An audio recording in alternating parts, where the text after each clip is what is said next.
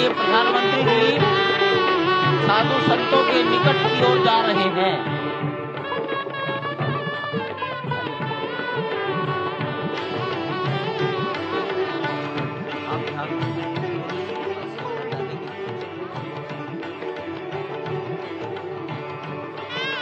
माननीय प्रधानमंत्री जी बहुत निकट पहुंच गए हैं संत महापुरुषों के।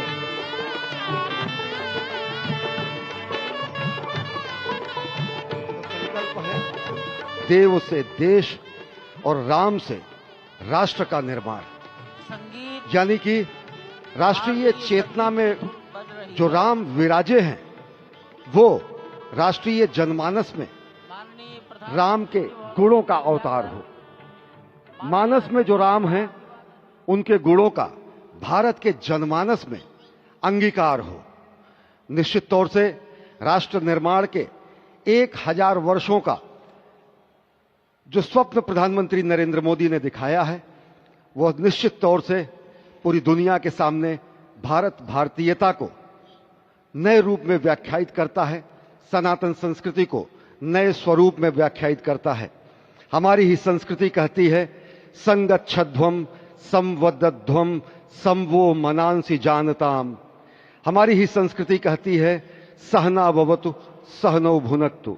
हमारी ही संस्कृति कहती है कि हम विश्व बंधुत्व के लिए अपना सर्वस्व न्यौछावर करें, राष्ट्र निर्माण में अपना सर्वस्व अंशदान करें। प्रधानमंत्री मोदी के उद्बोधन में राष्ट्रीय समरसता का संदेश पूरे विश्व में व्यापक होता हुआ भगवान श्री राम की धरा से बहुत ही आनंद का विश्व की समरसता, विश्व की कल्याण और शांति की स्थापना का संदेश एक बार फिर से गुंजायमान होता हुआ कुछ तो है, कुछ तो खास है इस राष्ट्र में जो परब्रह्म परमात्मा को अपनी गोद में आकर्षित कर लेता है।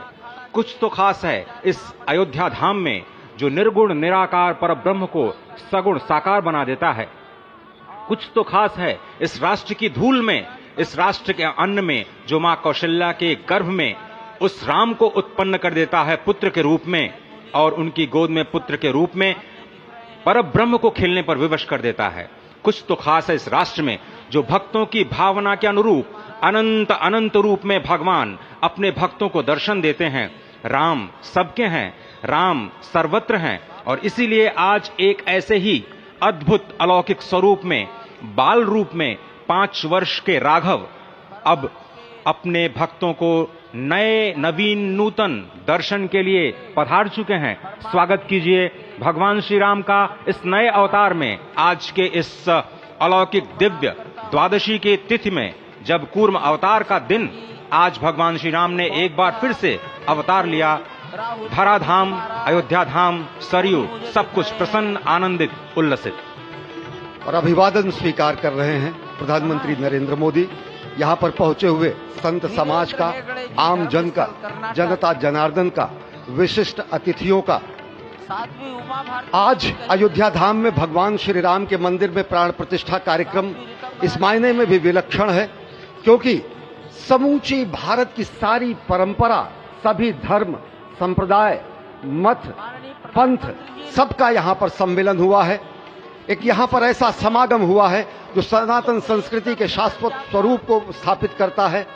यहाँ पर शैव, वैष्णव, शाक्त, पत्य, गणपत्य, सिख, बौद्ध, जैन, दशानंद, शंकर, रामानुजाचार्य संप्रदाय, निम्बारका संप्रदाय, विष्णुनामी संप्रदाय, राम सनेही संप्रदाय, पंथों में घीसा पंथ, गरीबदासी, गौड़िया, कबीर पंथी, वाल्मीकि पंथी, धार्मिक संगठनों में अनेकानेक विश्व कल्याण में लगे हुए, भारत निर्माण में लगे हुए संगठनों के प्रतिनिधि, महिमा समाज, अकाली, निरंकारी, राम नामधारी, राधा स्वामी, वरकरी, वीरशैव, हर कोई भारत की समस्त मत पंथराय की जो अलग अलग धाराएं हैं वो आज उनका यहाँ पर समागम हुआ है, आज उनका यहाँ पर संगम हुआ है। और पूरी दुनिया चकित रूप में देख रही है कि किस तरीके से वैविध्य में एकता का प्रमाण, विविधता में एकता का प्रमाण, बहुरंगी सतरंगी विविध रंगी संस्कृति का आज यहाँ पर सम्मेलन हुआ है।